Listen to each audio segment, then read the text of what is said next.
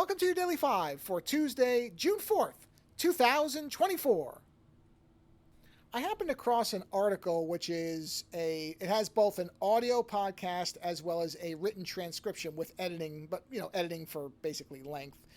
Over on The Verge, a discussion between Nilay Patel and the CEO of Zoom, whose name I'm going to attempt to get right here, Eric Yuan. I hope I'm pronouncing that correctly.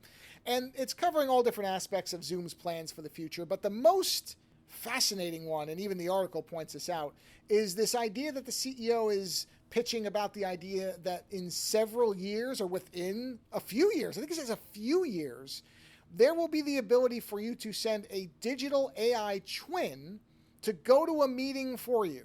In other words, it would almost be a personal assistant, I think he called it a personal LLM inside that. He was using the idea of everybody having their own LLM that you could dispatch to a meeting that would be able to go to the meeting for you so you didn't have to, be able to actually make decisions in some cases, and basically be a second version. He used the term AI twin. So another you that can operate in meetings. And the more I thought about this, outside of the fact that I will be fascinated to see what this looks like if they start actually deploying it, but there's a really big problem with this concept that I think anybody who's worked in a big company is probably going to eventually figure out. Let's say they come to you and they say, all right, here's your digital twin, the digital you. You can use this to go to meetings, so you don't have to go to it. By the way, I'm sure that that's not going to extend too far past down the manager chain. That's going to be an executive and CEO function. You watch. Don't you want to walk into an evaluation for your job performance and it's a digital version of an executive? That sounds great. But let's say they did offer it to you. Okay, here it is.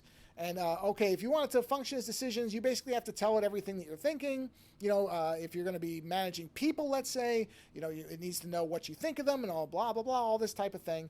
And the more you would think about it, because in most large companies and corporations, everything you do with the technology is logged and monitored for many reasons, but primarily for liability. And so you're not going to tell that digital twin everything that it would really need to know to act on your behalf. You're not going to say that, you're not going to tell it, okay, Eric in sales, that guy has not been able to meet any of his sales numbers for the last 3 quarters. So don't believe anything that he says, because you won't trust that A, that information won't get reported back to somebody, logged somewhere, and B, can you really trust that the AI won't somehow bungle delivering or at least computing that information? Is there not a possibility that when Eric speaks up and the AI disagrees, that it won't say, hey, you should be fired because you haven't made your things in 3 quarters? And everybody in that room is going to know where that information came from. Because if these are personal LLMs that are generated from you and not just from a repository of information somewhere, then they're going to know that that's an opinion that you shared with your twin, because as these things are being pitched by the CEO of Zoom, you would be the only one with access. This is not a shared pool that adopts the personality of the person who happens to check it out of the library or whatever. No, this is your LLM. So everything that it's going to be saying is going to be based on things you tell it. And again, those things tend to be known, especially if there's any part of it that might trigger a liability problem. So I don't even know how, in the utopian vision, really dystopian, but the high-end vision this guy has, the CEO of Zoom, I don't know how these would actually really be used. Because again, I don't see lower-level employees having access to it, and the ones higher up with more to lose, if their actual opinions might get out and get them in trouble, who's going to use these things? And really, think about what that meeting could look like if they all did. A room full of just a bunch of LLMs talking to each other?